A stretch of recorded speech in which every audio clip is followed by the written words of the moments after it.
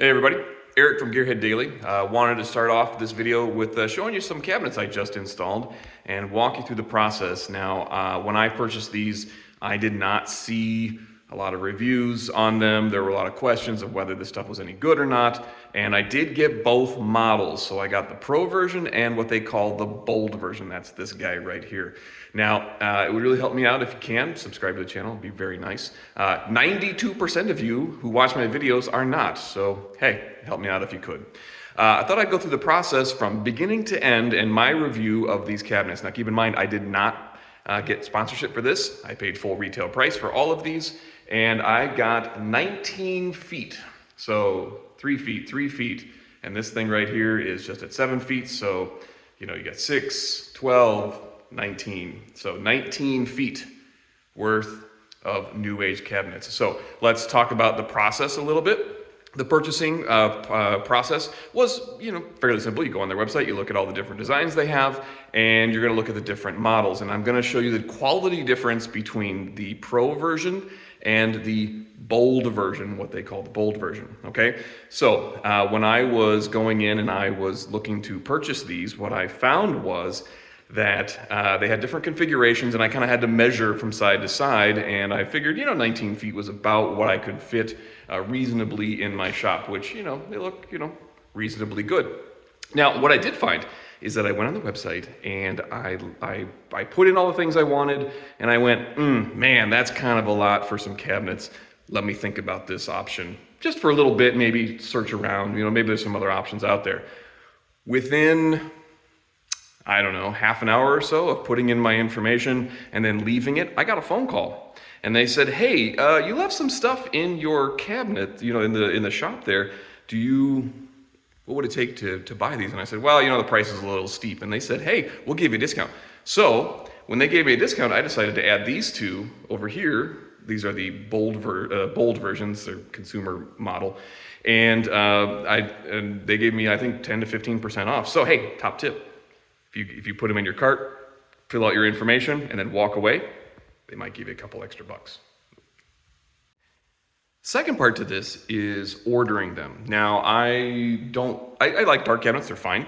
I don't mind doing that. And I wanted a metal cabinet because here in Minnesota, we get a lot of temperature fluctuation and a lot of humidity fluctuation. So yes, I'm a cabinet maker, and yes, I can make cabinets, and yes, I could have made these. However, the temperature and humidity fluctuation in here in my garage, which is not temperature controlled at all, would have created a lot of wood movement, and I'm just not really interested in doing that. So metal cabinets it is, and this is going to be beat up anyway, so why spend a lot of time and energy putting in cabinets that I know I'm going to beat up. So when I ordered these, they said there was a wait of about 6 weeks. Okay, fine, they're probably coming from somewhere. Interesting fact, the Pro version, the good version, the nice ones, are made in China. Not the kind of consumer versions right here, you can kind of hear the quality, so thud, kind of rattly, okay, big difference between the two, and I'll go into depth a little bit. These are made in Turkey, at least that's what the box said anyway. So, Chinese, Turkey, go figure. So, when I did order these, the issue was a couple weeks, and I kind of, said, hey, I emailed them that, oh, no, I'm Eric, they're on back order. Okay, month goes by, email them again. Oh, hey, Eric, it's going to be another, little time. 4 months it took for these to be delivered. So considering the price they gave me, plus the free shipping that came with it, I paid, and here's the rough bill, about $4,000 for this. So this was a basic setup, was this one I chose. It has a little cart right behind me that I have not put together yet. Here you go, build the cart. I don't want to build the cart. Go on, you'll be stone dead in a moment. But I feel happy. Oh, you're not fooling anyone. Build the cart. I don't want to build the cart. I want to go for a walk. Shawshank Redemption. But I did want this configuration.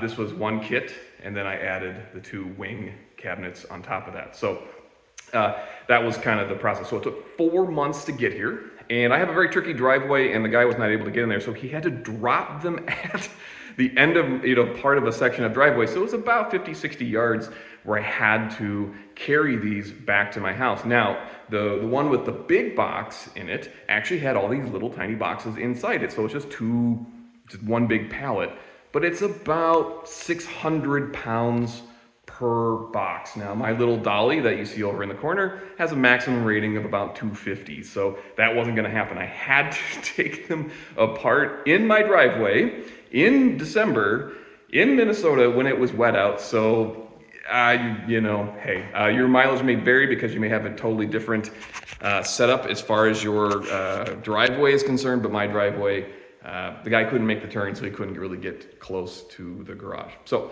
had to bring them all the way in. The next step was to clear out all of the junk that was here. The wife came in and she helped me with that. Clear out all of that, and then the next step after that was kind of setting up the layup and figuring out where side to side they could go. So there was this existing cabinet or a shelf that was here, and it went all the way around this way. And as you're seeing, the wife helped me kind of take that down in one big piece, and then we just kind of moved it off to the side.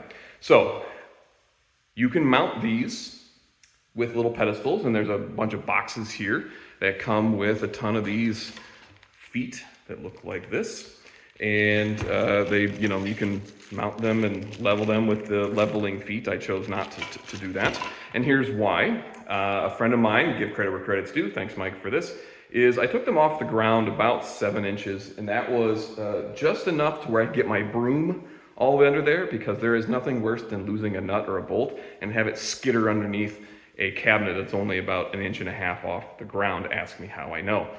So I mounted these to the wall, and the process to mounting them to the wall is pretty basic. They give you basically a cleat that you put at the very top, kind of put a line all the way across, and then you mount them to the wall. Now here is another top tip, is take your line and draw it all the way down from the top of the cleat all the way down, because you're going to have to put lag bolts in at the bottom, and I'll show you that in a second here what that looks like.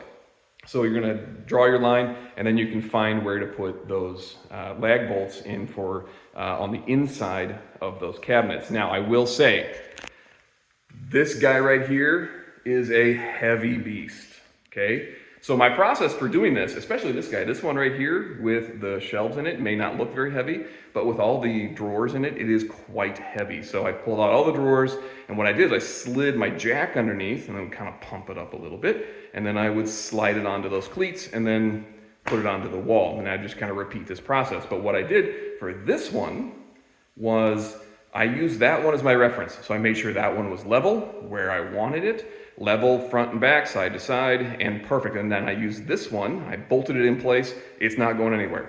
The rest of them then reference. So this guy here went in next to it, and then I knew that one was going to be level.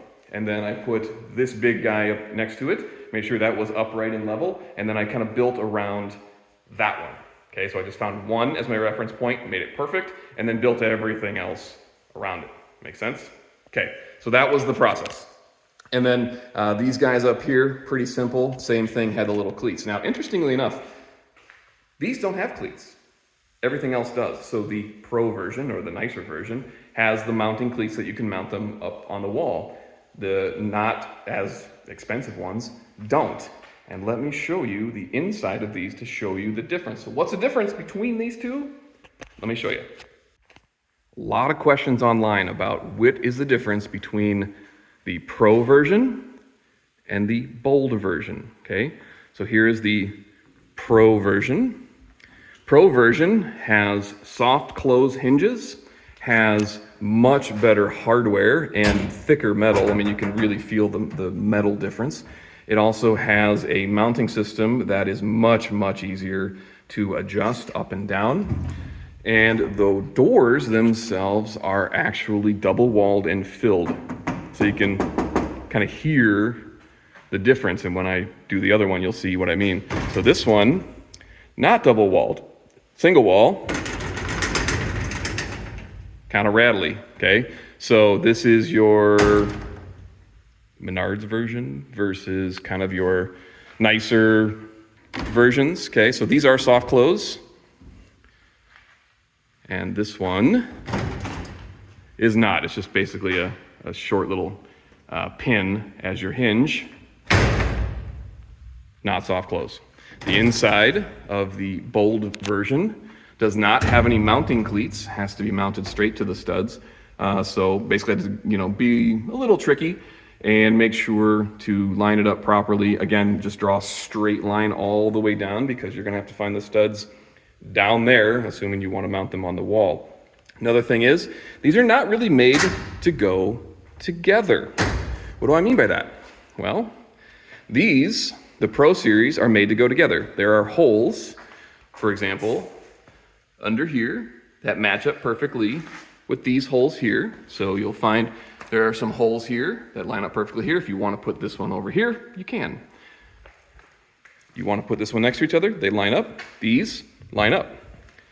Going from your Pro to your Bold, they don't line up. They're not made to go together. Is that a big deal for me? No, not a huge deal. But just in case you were wondering, the difference also is a height difference too. I just referenced from the bottom line here, shoved it up as close as I could to here and just zipped it to the wall. Actually, very simple to put in. These are heavy. This is actually quite light. You could pick this up yourself. Pretty simple. But both 36-inch cabinets at the end of the day. The difference here, notice our mounting system is just these short pins. You only get a couple locations, okay? This is your consumer version. This is your entry-level stuff. I think these were a couple $100 a piece, but the same color, so they're just matching color. And easy to throw, kind of, I don't know, you can hold a fair amount of weight, so that wasn't the issue. But this guy, again, if you notice, again, double wall, we have 4 soft close hinges per one, or per door, and we've also got this kind of mounting system, and the shelves themselves are a much thicker material and just feel heavier, just way heavier. The entire thing is just much bigger and more beefy and robust. So what's the difference between these two? Honestly, if you are just looking at this and you're not gonna go with the Pro version and you're gonna go with these, look, you can go to Menards, you can go to Home Depot, you can go to Lowe's, whatever. If they got a sale on something, their prosumer version, I say go ahead and just buy them from whatever store you want, because these are gonna be relatively the same quality. Notice the difference here. We can even see our holes for our mounting, but on this one, nothing, absolutely nothing. So again, fit and finish, much, much better. These go up relatively easy. The upper cabinets, let me show you.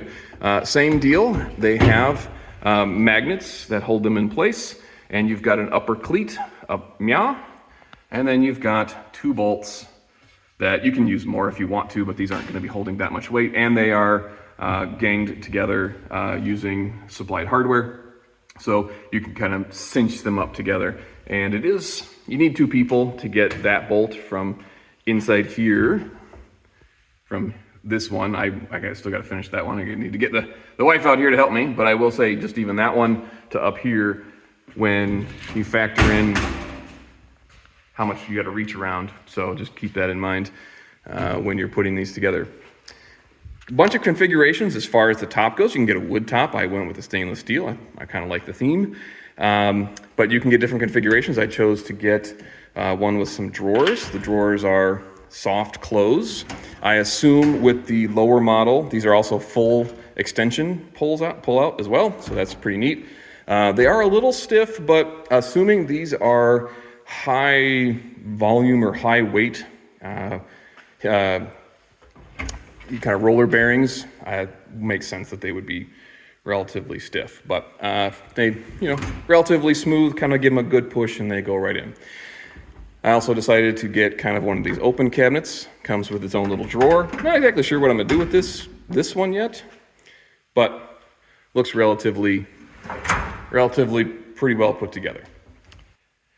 One thing I forgot to mention, I'm gonna insert this somewhere in the video, is you get a bunch of these packs of hardware pieces, okay? A lot of this stuff you're not gonna end up using, because again, I didn't use the feet that go with it, but you're gonna get a bunch of these keys, right? And you get some hardware.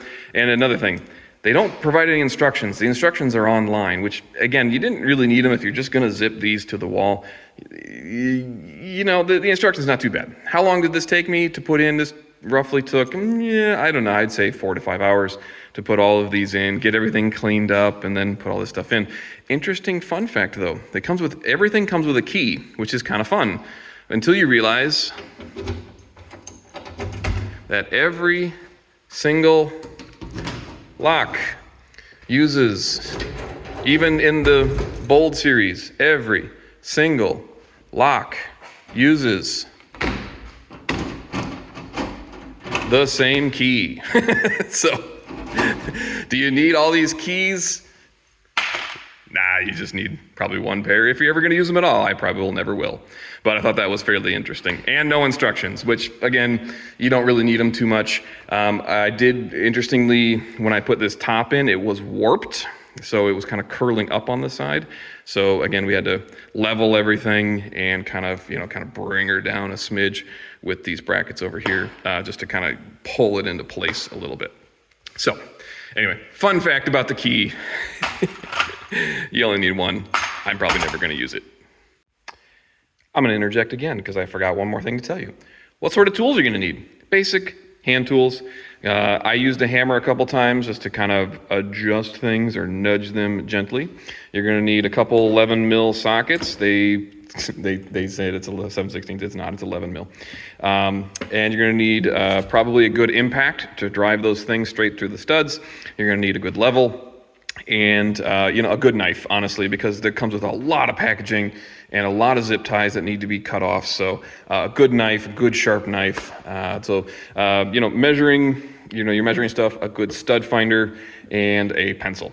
A pencil to mark your lines from all the way from top to bottom, just so that you can get your studs, because, as I think I mentioned before, it's sometimes hard to find the stud when you've only marked in one spot at the very top. So make sure you mark all the way down. So not too many tools needed. A dolly will definitely help, and a jack will help if you don't have any friends to help you, because just lifting this by myself to get it onto the wall was not easy, because you can't lift from the back. You can only lift from the inside.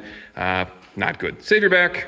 Like I said, throw them on a jack like I did. Not too bad to balance it on the top there, and then use a dolly to kind of move stuff around. But those are the tools that you're going to need. Now, again, these are kind of ganged together, so you're going to get some strength from each of the cabinets as they kind of come together. You're going to get that part as well. So that is kind of the main difference. Again, this is 19 feet. This is, I got a pretty decently large 2-car garage. It's deep and wide. Previous owner had put these shelves in and a couple other things. Couple considerations when I put these in is I wanted to put this dead center in the garage. Unfortunately, I had to offset it a couple feet this way for a number of reasons. One, we got a bunch of family stuff over here I don't want to interfere with. We've got our dog, invisible fence over here all set up, so I don't want to interfere with that too much. And also the previous owner had a dog in and out doggy door. And so before he left, he plated this over with a metal plate. And if I had moved these over too far, then I would be running the lag bolts into that metal, and there's nothing there. So, kind of rather than reinvent the wheel, I just kind of slid everything over. Plus, I wanted to try and center these 2 power outlets as much as possible without interfering with the dog invisible fence or interfering with the previous shelves that were already there, because they function well, but everything else that's here is going to be soon over meow, and that's kind of the plan. So questions, feel free to ask them. Again, I'm not sponsored by these. I paid full cash for this, my own hard-earned money. But the only downside to this is the packaging, because now I have to figure out what I'm going to do with all of this. And with that, hope this was helpful. Hope it was informative, and have a good rest of the day.